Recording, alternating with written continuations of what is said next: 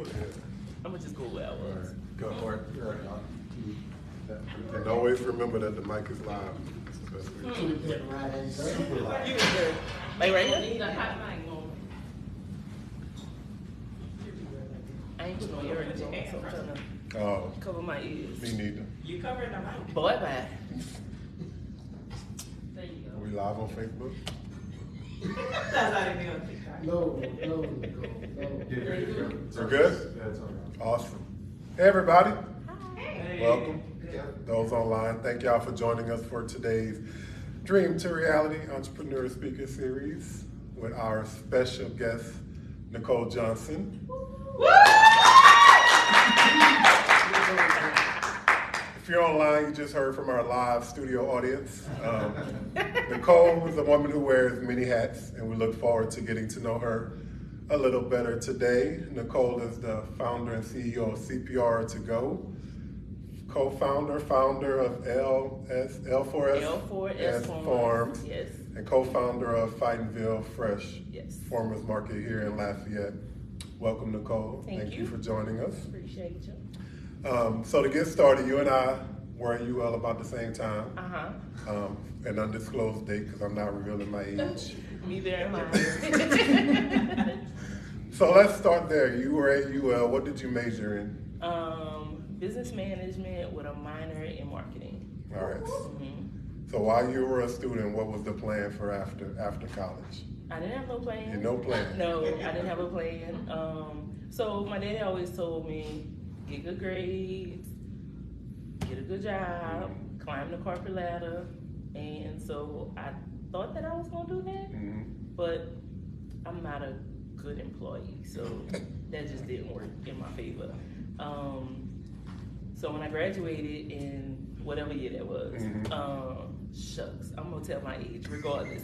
Anyway, Hurricanes Katrina and Rita had just happened, and so I got on with FEMA, and I worked for FEMA for a while, and then about 2010 I got laid off, and I moved back, and one of my best friends got me on with the job that she worked at, which was a healthcare agency, and I was the training coordinator. When I worked for FEMA, I did some training, and so I was a training coordinator, and that's kind of how I got into corporate training.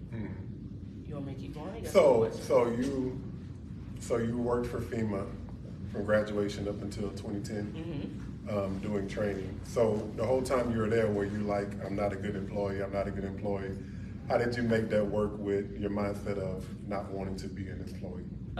So working for the government, and so working in New Orleans, and directives came from DC that never was a good fit. So like DC was making decisions for what we did in New Orleans. Like they had us working on Fat Tuesday. 2 weeks before Mardi Gras in New Orleans, you can't even move around New Orleans. And so we would just go to the parades. And so I feel like for me, that was the beginning of knowing like, and I think everybody has these thoughts like, I could run this business better than, upper management or whatever. So it kind of started planting the seeds of like, I don't really like this. And the other thing was, so when I was in college, I was kind of free to do what I want. I had a job, but I worked part-time. I lived off of, financial aid pretty much. And then, check. Yes, exactly. And so whenever I got in the real world and I really had to start working, I realized that I didn't like structure. Like structure is not my thing. I'm a very unstructured person. I like to move the way I like to move, and I really don't like people telling me what to do. It's just a thing. I don't know. It could be a good thing, it could be a bad thing, but it's my thing. And so, also, whenever I was working for FEMA, I also had a little part-time hustle that I'm not gonna talk about, but that part-time hustle really, I appreciated the freedom of that, like the freedom and the unlimited earning potential. And so that really sparked, it wasn't illegal. I'm about to say, you got me wondering what this hustle was. She said, I'm sitting there like, unlimited earning potential. Please let them know. Okay, thank you. Because, my mom was like, No, it was not illegal. All right. But it really, along the way, different seeds get planted. It planted the seed of entrepreneurship for me. And so, and so actually that business, which again, I don't want to talk about, that business is really what like helped me create the business model for CPR to go. Because that business was mobile, I could move around with it. It wasn't like, I didn't have to rent office space, very low overhead. And so that's really CPR to go. So earlier you said unstructured. You don't like structure. But unstructured doesn't mean undisciplined. No, I'm very disciplined. Disciplined. You just don't like structure. I think sometimes we can get caught up in order to have discipline, you need to have structure. Right. Almost the less structure you have, the more discipline you need to have. You have to be. Yeah. Unless you don't eat. Right. You grow your own food, so. Yes, but I wasn't at the time. Okay, gotcha. All right, so 2010, you left FEMA after being a training coordinator for them. Where'd you go after that? I worked for several different healthcare agencies, like personal care attendant services, and I always did a training role. And so the last place that I worked, again, I was a training coordinator and I could teach everything except for CPR. And we had to send them to this guy. And so because we had to send our employees to his facility, they had all the excuses in the world. They would get lost, they would get there late and he would turn them around. And if you know anything about that industry, if you don't have somebody to fill a shift, then you have to go yourself. And so if I couldn't get them fully trained, then I would have to go fill a shift. And so I convinced the owner of that company to send me to become a CPR instructor, and she did. And then not 3 months later, she fired me. Side note, every single job I've had since college, I've either gotten laid off or fired from. That was also a seed planting that you're not a good employee. Yeah. So I got laid off while I was collecting unemployment. I got a call from the lady at Lafayette General I took my CPR instructor certification class at, and she said, "Do you want to still do this?" And I was like, "I don't work for that company no more." And she said, "It doesn't matter. It was paid for. The certification is yours." And she planted the seed of me being able to do this on a part-time basis. In her email, I read it yesterday, she said, "I know a lot of people who do this on a part-time basis. They make $1,000 or so a month doing this on a part-time basis." And I was like, okay. And so we scheduled an appointment. She gave me all the information. And then I also met with Heidi Malawson. At the time, she was with Small Business Development Center.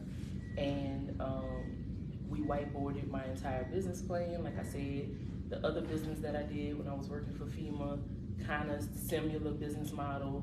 So I kind of already had the business model in place, but she helped me structure some things. I got some resources to be able to build a website and get business cards and all that.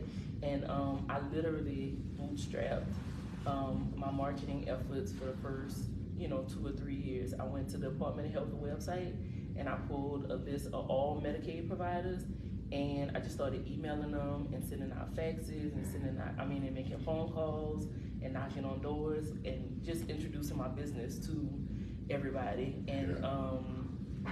And so that's how CPR to Go was birthed. But again, I always thought of it as a part-time thing because that's the seed that was planted. So I never looked at it as a full-time opportunity. It just was something that I could do on the side. So I did that. Unemployment ran out. I went and go find another job, and then I got fired from that one. So the lady that paid for your CPR training was actually like the first investor in CPR to go, whether or not she realized it. So she planted that seed. I actually did some business for her company later on down the line. Oh, okay. Yeah. So y'all good? As good as we go be. All right, so you mentioned Heidi Malone with SBDC. So at what point, like, did you know what you needed help with? Like, how did you get connected to Heidi? How did you find her? I mean, you graduated in business, so how did you know what you needed help to get to this next level? Well, at the time, Small Business Development Center was on campus. Mm-hmm. It was on the corner of St. Mary and Rick. Oh, yeah. And so I knew it was there, and I knew they helped with small businesses, so that's how I got connected with her. But no, I didn't know what I needed. Mm-hmm. I didn't know a business plan, like I didn't know anything. I just knew that I had this opportunity, mm-hmm. and I knew how to try to get business because I worked for a healthcare agency, mm-hmm. and I knew every healthcare agency employee had to be CPR certified every 2 years for the life of their career. Mm-hmm. I didn't realize that there were so many other industries that required that also. Yeah. But that was my starting point. Mm-hmm. And then Ms. Heidi introduced me to Ryan LaGrange with Lita. Mm-hmm. He introduced me to Zach Barker, who was the executive director of Opportunity Machine. It was in this building at the time. Mm-hmm. And Zach really helped me go from just like, this is a part-time thing to like, you could really do this on a full-time basis. You could contract other instructors. He really like helped explode my vision into, a bigger scale. Mm-hmm. So you really used the resources that were available in Lafayette to help grow your business. Absolutely. All right, so take us through the journey from thinking that it's part-time to actually becoming full-time.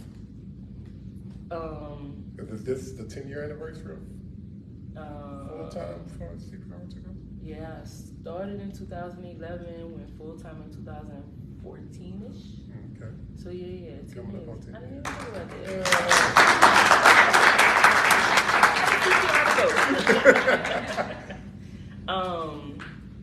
So that journey. So adding automation and having like systems in place, because if I was gonna send other instructors to go do what I did, I needed to have the same results. Yeah. And so that kind of helped me figure out how to put systems in place, evaluations to make sure that my instructors were doing things the way that, I expected it to be done. Yeah. And really just trial and error, just figuring things out as I, went along. I really didn't have a system. I really wasn't methodical at all about it. Mm-hmm. I'm a learn from my mistakes type person. And so I tried something, I quickly, it didn't work, I quickly revamped and then tried something else.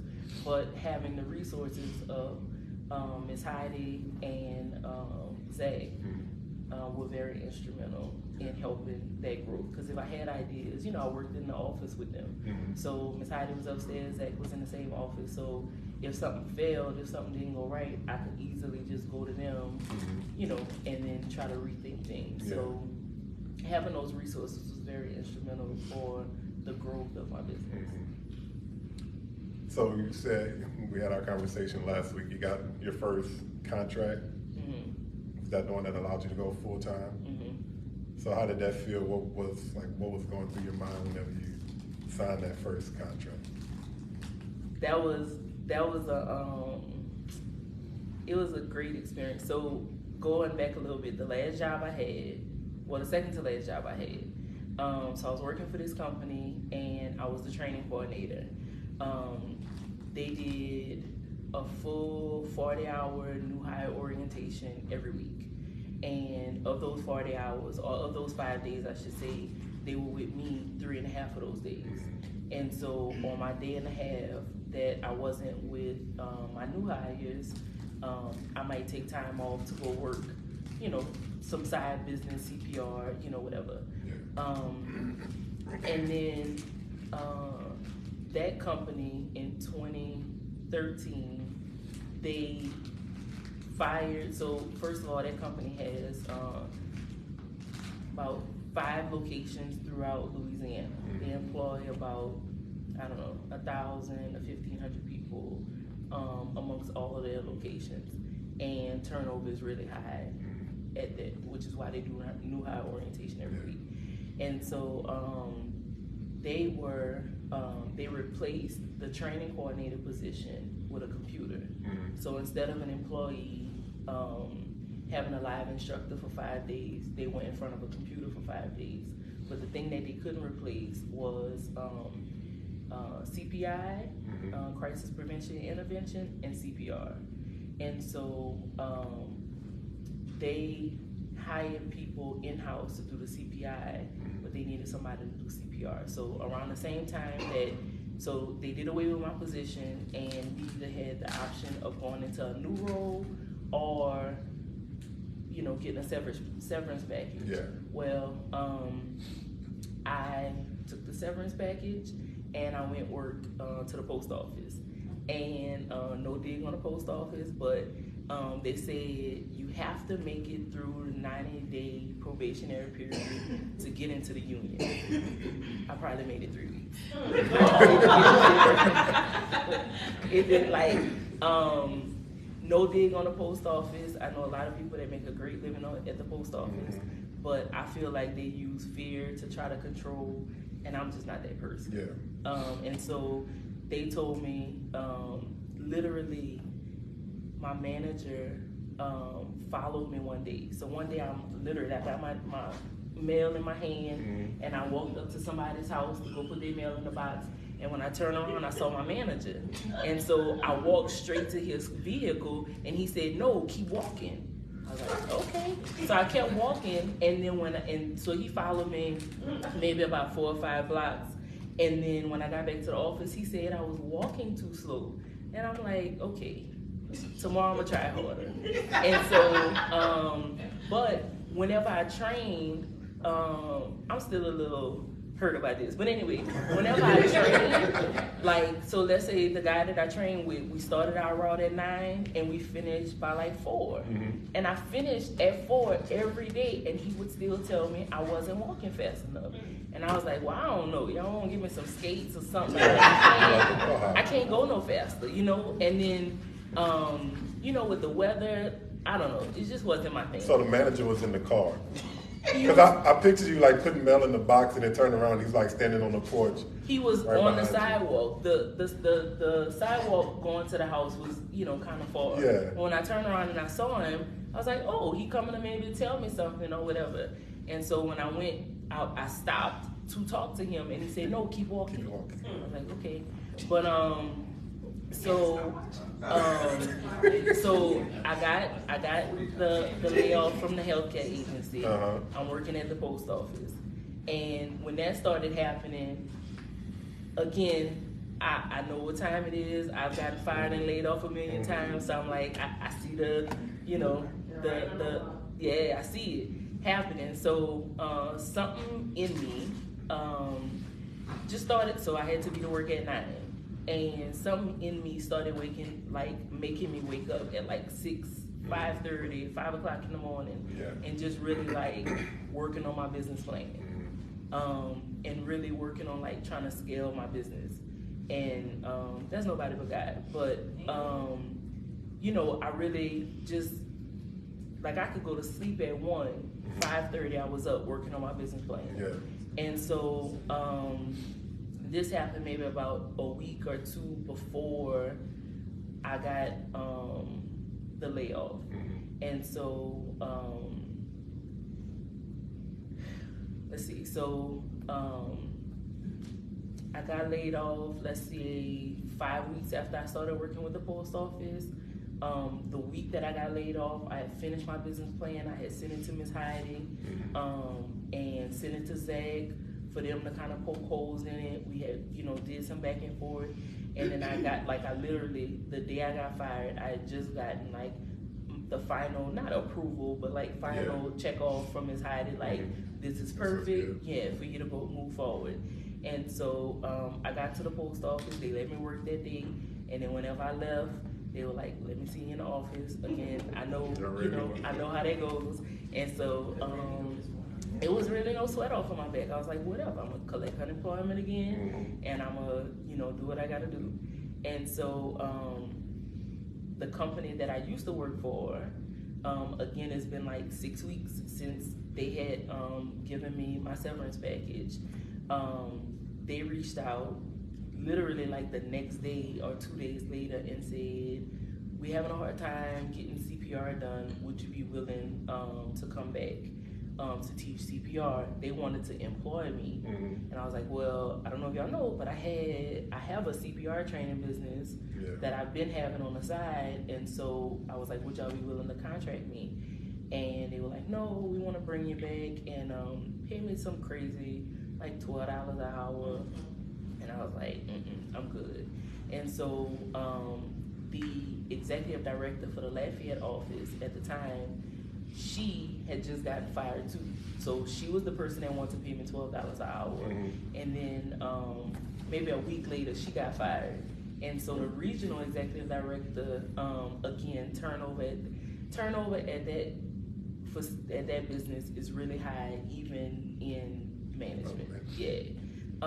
And so she had gotten fired, and so the regional executive director came down to fill her position until they were able to hire somebody. And she and I had a great relationship. So I was like, I'm gonna shoot my shot.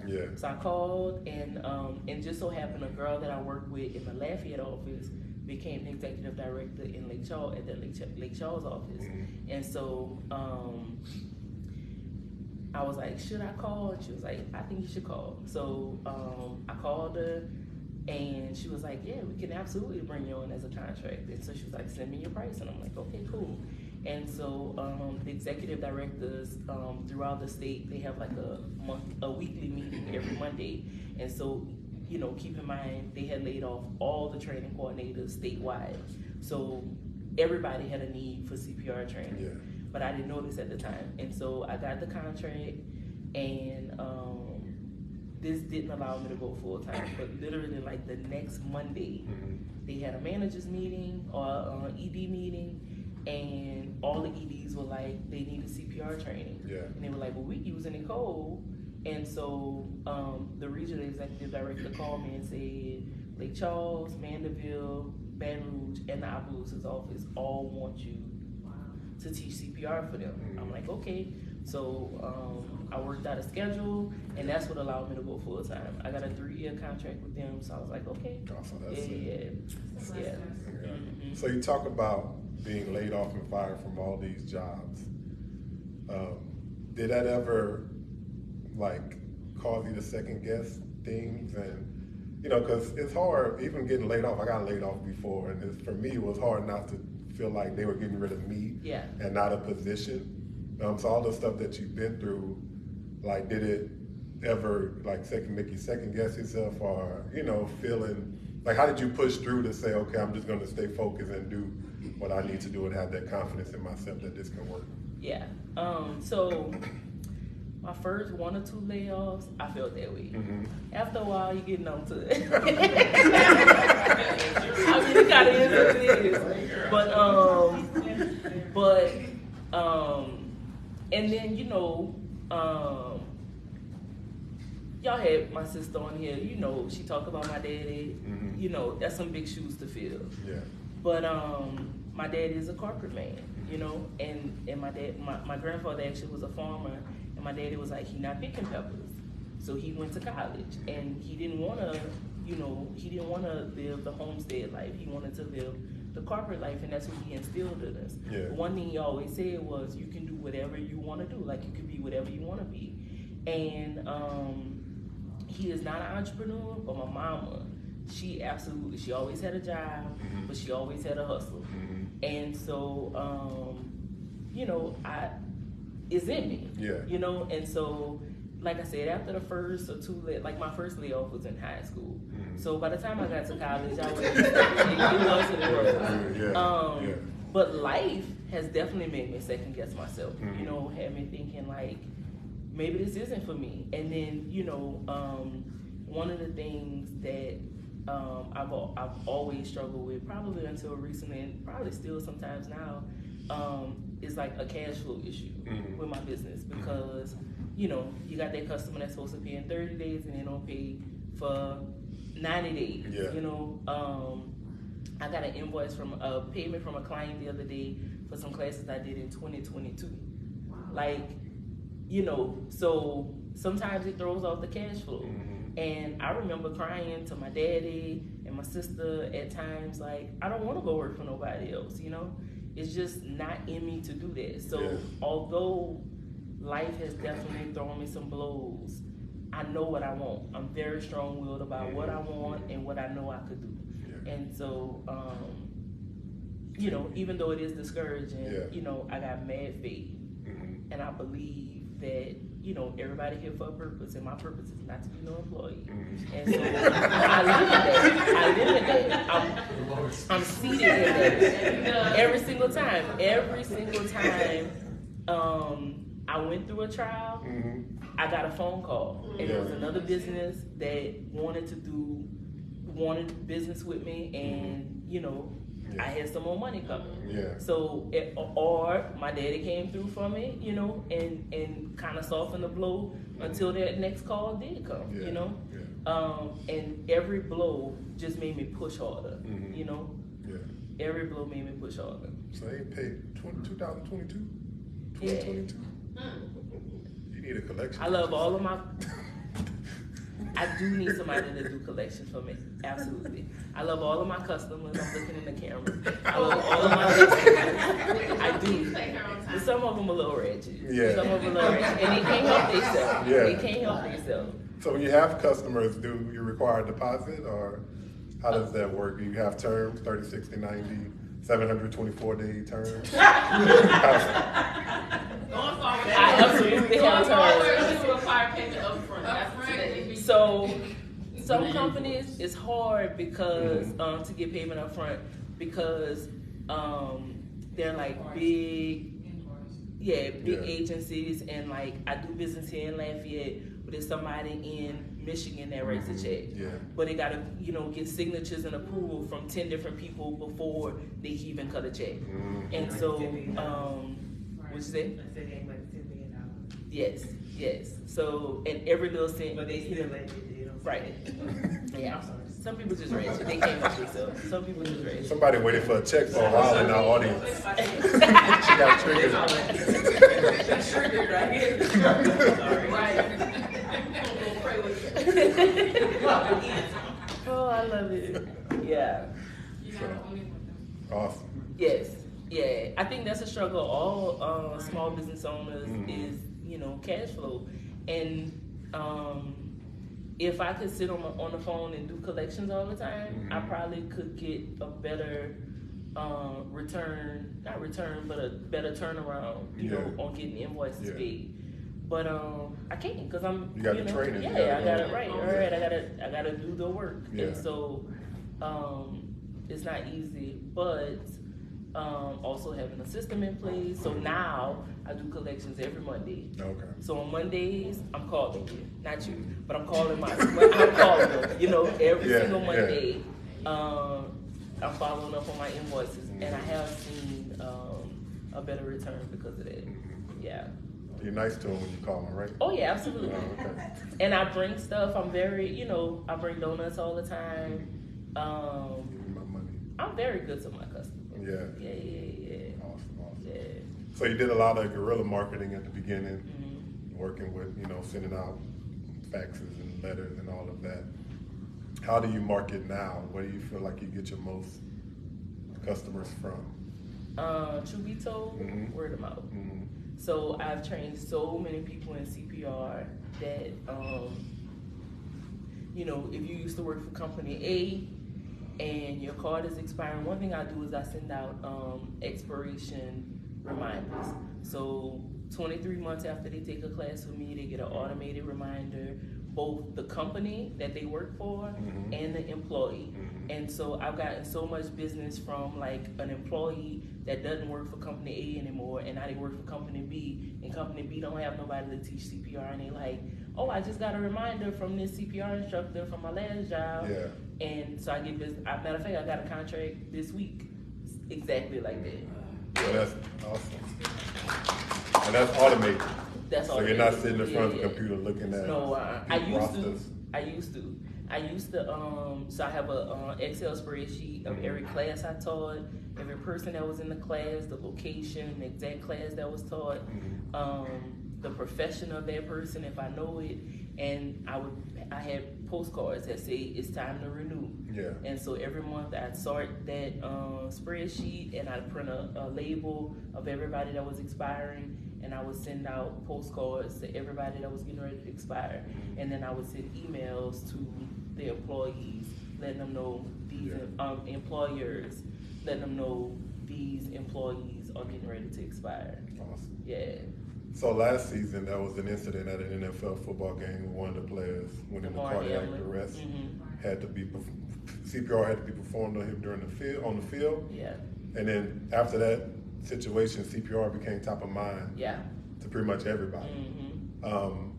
Did you see an influx of people interested in CPR? Did you get a lot of people reaching out saying, "I need to learn. We need to learn"? Yeah. People who not necessarily a requirement for the job, but people who just want to learn. Yeah. So how did you handle that influx of interest in the field that you're in? So I got a lot of phone calls from like all the local news stations. I did interviews with them all, and it helped to bring awareness just about CPR in general. And, I mean, CPR and how it can save a life. And Damar Hamlin, the football player, was like an awesome example of that. I got to learn more about his story.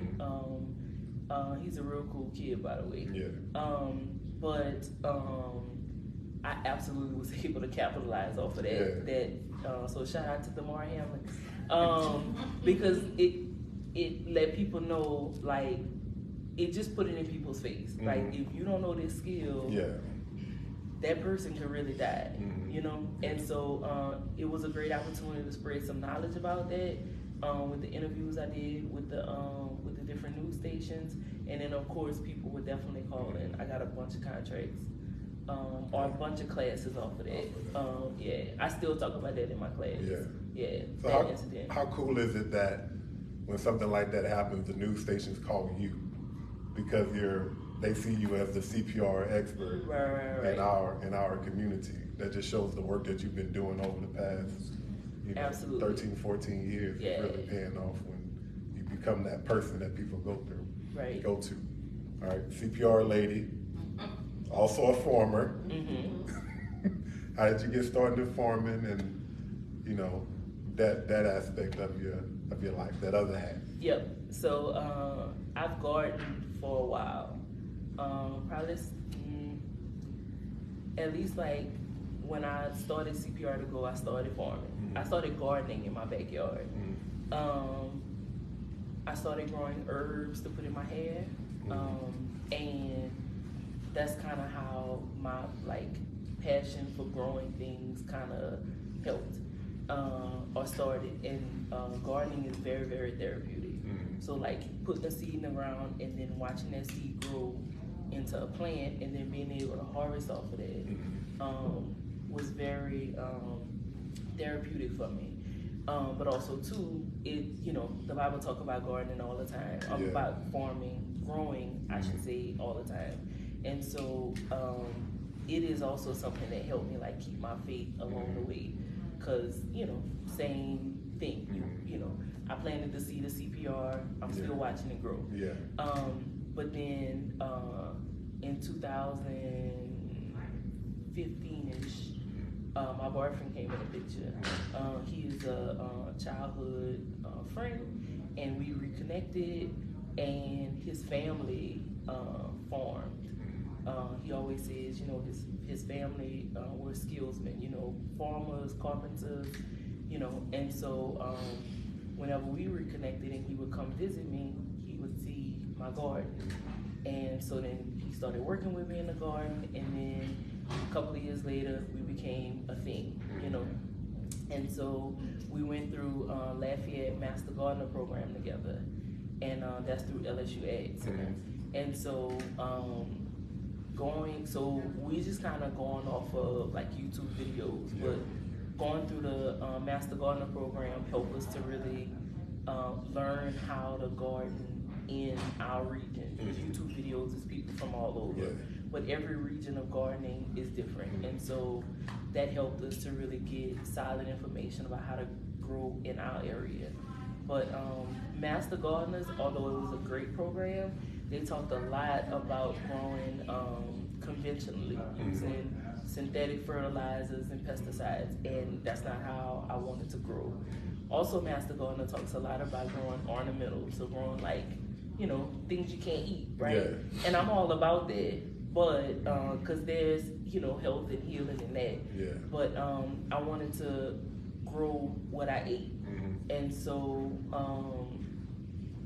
whenever we were graduating the Master Gardener program, they gave us a flyer for this program called Grow Louisiana. It is a beginning farmers course put on through LSU Ag Center. And so we got the flyer, and on the flyer they talked about growing in a sustainable, regenerative way. And so I was like, that's what I want to do. And so we applied for the Grow Louisiana program, and we got into the 2020 cohort. And so the very first event we went to was this farmers conference in Little Rock, Arkansas, for growers in like the South region. And so they bussed us in 15 passenger vans to Little Rock, and the ride there and the ride back is kind of where that like peer-to-peer interaction happened. Yeah. That's why I met Kim, that's why I met Kevin. By the time we touched down back in Lafayette, we had the idea of Fightonville Fresh. And we knew, like I hadn't even started farming yet, but I knew I wanted to be a part of opening a farmer's market. Yeah. And so there's a guy, Panat, who has kind of a similar market in Liberia. And so I know I wanted to do something similar to what Panat had going on, but I wanted to do it in the area where I live, which is Northside Lafayette. Yeah. And so, like I said, on that bus ride, you know, we got to see like who was who and who, you know, we jive with. And Kevin wanted to do it in Fightonville because that is a neighborhood that's near and dear to him. Yeah. And Kim knew of the spot, she knew the owners of that spot.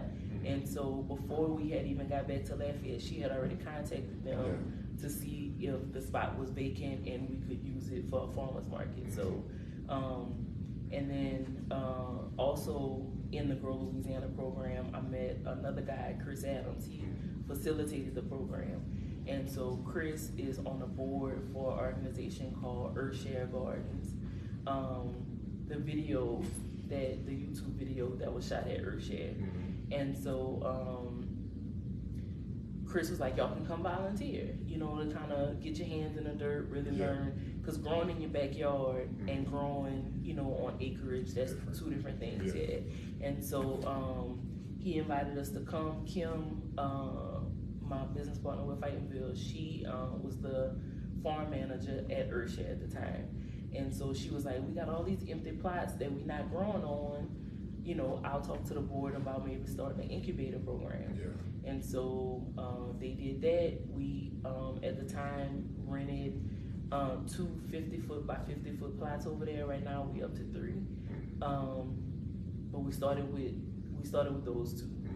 And that's what we started farming at. That's what we're farming at now still. So did you have an idea of what you wanted to farm or what you wanted to grow? Yeah. When all of this, you know, when you're going through the program at LSU Ag and Grow Louisiana, did you have an idea of, oh, I want to grow this and this and this, or was it just kind of like a learning experience? So I wanted to grow the food that I eat. So I wanted to grow cucumber, tomatoes, mustards, collard greens, you know, the food that myself and my parents eat. And we thought that we would grow all the heirlooms. So heirloom versus a hybrid. An heirloom is a seed that has been saved for thousands of years. Heirlooms are seeds that are modified. And they're modified to maybe like be pest resistant, or you know, like cucumbers get this fungus on them, so they might modify it so that it won't get that fungus or whatever. But modifying the seed, genetically modifying. So that's something. the GMO that we talk about. Right. So can you kind of touch on that a little bit? Because I know we hear all these terms, organic, non-GMO, but I don't know how many of us actually know what it means, and if it's, dig a little deeper than just the marketing terms that people use to sell. Like, so non-GMO would be the heirloom tomatoes, things that are not genetically modified. Genetically modified, yeah. Okay, and organic is grown without using pesticides and chemicals. So with organic, so certified organic means that you're using this specific growing practice that is USDA regulated. Yeah. You can still use pesticides. It's only certain pesticides. It's no synthetics. Gotcha. So, but honestly, even certified organic, sometimes it's not. The best way I could explain it is like talking about the nutrients of the fruit. So like a tomato that is conventionally grown, meaning they're using pesticides. In most cases, they spray on a preventative measure. So they spray on like a regular schedule to prevent this pest or this bug from coming on this plant. Because at the end of the day, if you plant 50 tomato plants and you get this swarm of leaf-footed bugs, that's something that stink bugs is what it's called. I mean, what we commonly know it as. So if stink bugs attack your plants, then you have no harvest. If you're doing this for business, well then you have no profit, right? So conventionally growing, they will spray on a preventative measure, but that tomato is not going to be as nutrient dense as something that was grown in a more regenerative way. And so regenerative is really where it's at. Regenerative is growing with nature versus against nature. If you think about the forest, in the forest, you got trees, the leaves fall, the leaves compost. It just happens naturally, right? It just regenerates. It just regenerates itself. And so the soil in the forest is probably awesome soil to grow in because it's getting all the nutrients from, the birds pooping and the, life. You might have a possum that dies. That possum will decompose, and that's feeding the soil. But if you're growing, conventional, you like going against nature. And so anytime we go against nature, we find it never works out in our favor. And so same thing with the, so we're not certified organic, but we grow in a regenerative way where we grow with the soil. We have, chicken poop and rabbit poop and compost that we put into the soil, and all that is natural stuff that feeds the soil. And so if you take a conventionally grown tomato and a tomato that we grow, the one that we grow is going to be more nutrient dense, meaning it's going to feed you more and give you more nutrients than that conventionally grown. On top of the fact that you got poison that's also on and in that tomato. So people will say like, if you like, I see a bunch of people on the internet that will wash their produce with like vinegar and baking soda. But those pesticides are not just on the outside, they in the soil that feeds the plant, that feeds the fruit. So it's in the fruit, So, and that's what's causing us high rates of like cancer and all these other ailments that we deal with. But going back to your question, so I thought I was gonna grow all the cucumbers and tomatoes and all that Lafayette could stand. I just knew we was gonna be like the next big farmer. So one of the people in our cohort with Grow Louisiana, they placed the order for some seed ginger and turmeric. And so they were like, we placing this order, shipping is kind of high, and so if anybody else want to order, we can all order together and split the shipping costs. And the place that she was ordering from would not ship to Louisiana for whatever shipping regulations. They couldn't ship to Louisiana, and so they had to ship it to Mississippi, and she was gonna go get it from a friend's house in Mississippi. So she had all the logistics figured out. And so it was like, all right, we're gonna do a small order of ginger and turmeric, but we're gonna grow all these cucumbers and tomatoes. Yeah. And so first season, all the cucumber, like we got all the stink bugs on our tomatoes, we got all the fungus on our cucumbers, and we had small harvest. But that turmeric and ginger is what like thrive. And so researching, we just placed the order on a whim. Give me 5 pounds of ginger, 5 pounds of turmeric. And so when we really started researching, because that's the only thing we had to harvest, so now we got to figure out how we gonna sell this and what's our key selling points. And so figuring out, I knew ginger and like helping with nausea, and I knew turmeric helped with inflammation, but I got to really learn about those crops and learning that there's different types of turmeric and ginger, and they all have different medicinal values. And so that's what grew. Nothing else grew. We were like, next year we're gonna grow more turmeric and ginger. So we went from a 5 pound order to a 20 pound order. Also, turmeric and ginger are things that regenerate itself. So like we bought mother root. So on a turmeric, you have a mother root, and we plant the mother root. And then at harvest season, we dig up that plant, and it's the mother root with a bunch of fingers of turmeric attached to it. You could replant that mother root. That mother root will produce you more mother roots. So year 1, we had 5 pounds of turmeric. We came up with maybe about, so when we harvested, we had maybe about 50 pounds of turmeric. And I'm throwing a number out there, but let's say we had 20 mother roots. We now had about 35 mother roots. So not only did it regenerate the mother root, so now I can grow more, I got a huge harvest. And so then we bought 20 pounds, I think, our second year, and we haven't bought turmeric or ginger ever since, because it regenerates itself. So we put that same mother root back in the ground with the new mother roots. And so our first year, we grew in 50-foot rows. And so our first year, let's say the turmeric, because that's our main crop, we might have had 1 50-foot row of turmeric. The second year, we were able to plant 2 or 3. And I think this year, this is our 3rd year growing turmeric. This year, we have about 8 rows of turmeric. And we have enough mother roots to probably replant about 15 rows. So it regenerates itself. So I'll never have to buy a seed again. So now my boyfriend always says, like, we stealing at this point.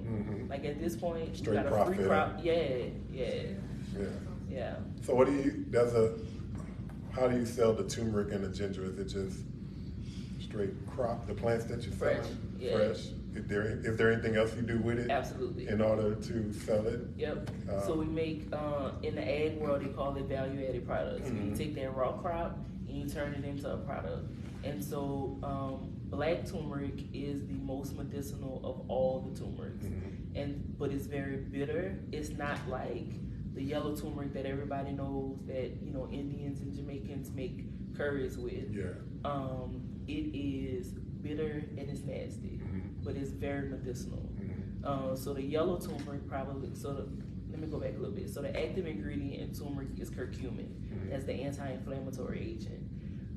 Yellow turmeric, which we all know about, has about 2% curcumin. Black turmeric has upwards of 10 to 12% curcumin.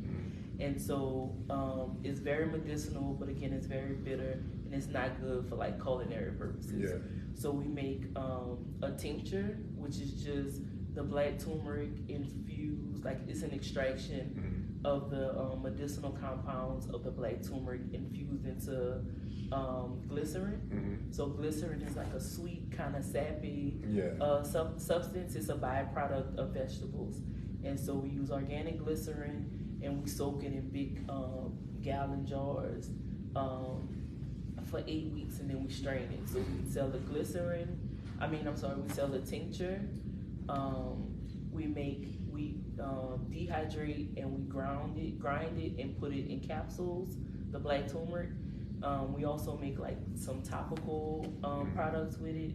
And we always trying to think of new products. Yeah. We make a red turmeric and ginger infused honey.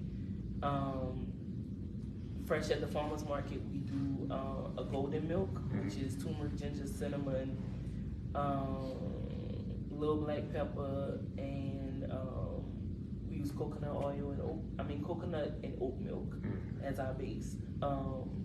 So we always making products. Yeah. We make a face with jojoba oil. We make an infused white turmeric. So white turmeric doesn't stain the way yellow turmeric does. So we make a soap and a infused jojoba oil with the white turmeric. So we always developing new products. So where can people find these products? We sell them at Drug Emporium. Drug Emporium. We have it at 5 Mile Eatery. At Dr. Brittany Antwine at her office, Shift Acupuncture. At Coffee Week Cottage, on our Etsy page, on our website, l4sfarms.com. You can inbox us on Instagram to place an order.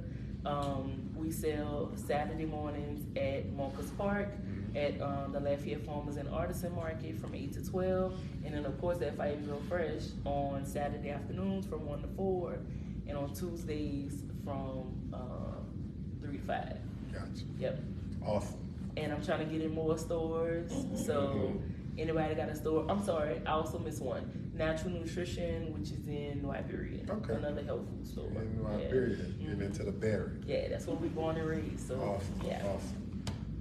Thank you. So now it's time for Q&A from our live studio audience. Anybody have any questions or I have one comments from a Nicole? phone, and Alicia had to go, Uh-huh. so she sent me her question. She said she had to let you know she had to get back to the hospital. I already knew. Okay, she said, so one of the things that she's always admired about her entrepreneur extraordinary friend was her staying power across various business ventures. So she wants you to speak to how you continue to grow and adapt to industry and consumer trends. So we, my boyfriend and I, are very big on just listening to our customers. So whatever our customers, and even in CPR, whatever my customers' needs are, I try to adjust. I mean, you can't please everybody, but networking is big for us. So like staying in touch with like-minded people, so farmers and other business people. I am very much keep my ear to the street. I'm on a board or on a panel for anything that they ask me to do. I'm always trying to meet new people. But just really the networking, is the biggest thing for me. Networking with like-minded people and staying open to changing. I'm not real rigid about like staying the same. Yeah, I'm very fluid and flexible in that way. What's the saying? Grow or die? Grow or die. Yeah. Yeah. Awesome. Yeah. Well, I mean, That's what they that's say. what it is, right? Yeah, really. Not literal death. Yeah. Kelsey. Unless you're a crop, right? Either grow or die. Grow or die. Yeah. Okay. Awesome. Any other questions, comments? Any future goals you have for both that you kind of have maybe that you haven't tapped in yet, that's going to continue to grow your business, both of them? Yeah, so I'm kind of burned out on teaching CPR. I've been saying this for a very long time. I don't know how long ago was the accelerator program we did with the opportunity machine, but 17, and I was crying then that I don't want to teach no more CPR classes. I haven't been able to work myself out of teaching classes yet, but that's definitely a goal. And then within my farm business, really across the board, I want to create a legacy for my child. Like I want him to know that whatever he do in life, as long as he put his mind to it, he can do it. Like he doesn't have to go and climb the corporate ladder. But if he want to do that, he can do that too. But if he don't want to do that, he don't have to do that. And I grew up with my daddy telling me like, you gotta rob Peter to pay Paul. I don't want my child. I didn't grow up with financial literacy. I I want better for my child. And so I want him, you know, to be able to see his mom and his daddy to really like pushing the envelope and doing extraordinary things and just create a legacy. So we're in the process of creating like a trust, and I want that trust to kind of control future generations of my family. Big picture, like I could get into the weeds of it, but I read a book about the Rockefellers, and one of the things they said was that every child in that family, when they turn 18, they start a business. But they got aunts and uncles and cousins and all these family members that have already created successful businesses. So the trust will pay for them to create a business, and everybody that is surrounding them is helping them to build that business. And so that's how you create legacy. And that's not something, especially in the Black community, that we, you know, that don't come second nature to us. That's like foreign to us.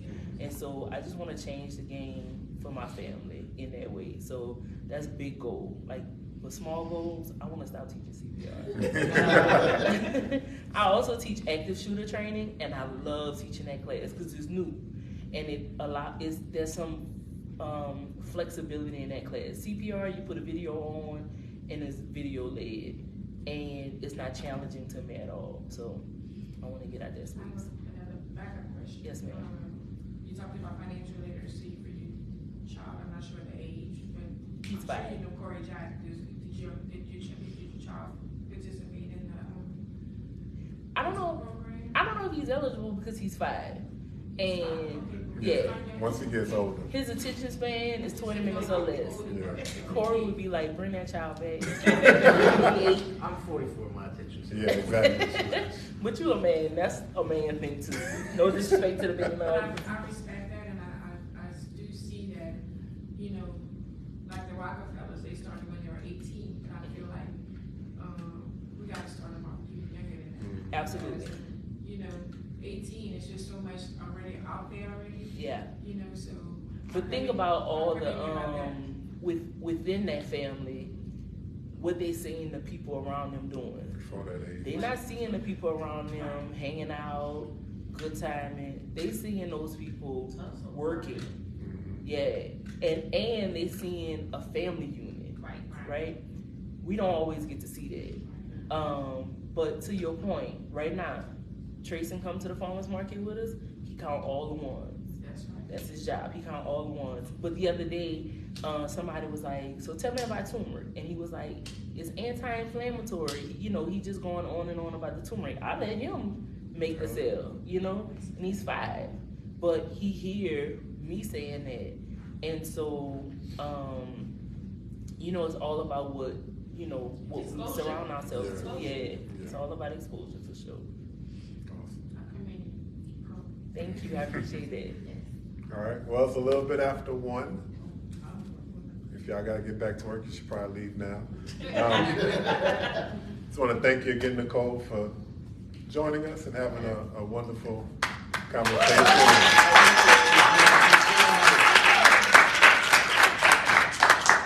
Happy 10 years Thank in you. business. Thank you. Awesome. I appreciate that. So, thank y'all so much for joining us in person and online. Join us again next week, same time, Tuesday at 12.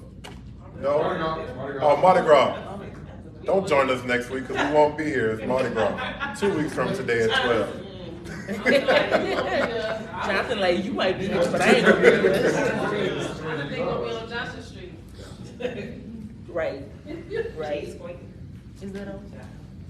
Hold on.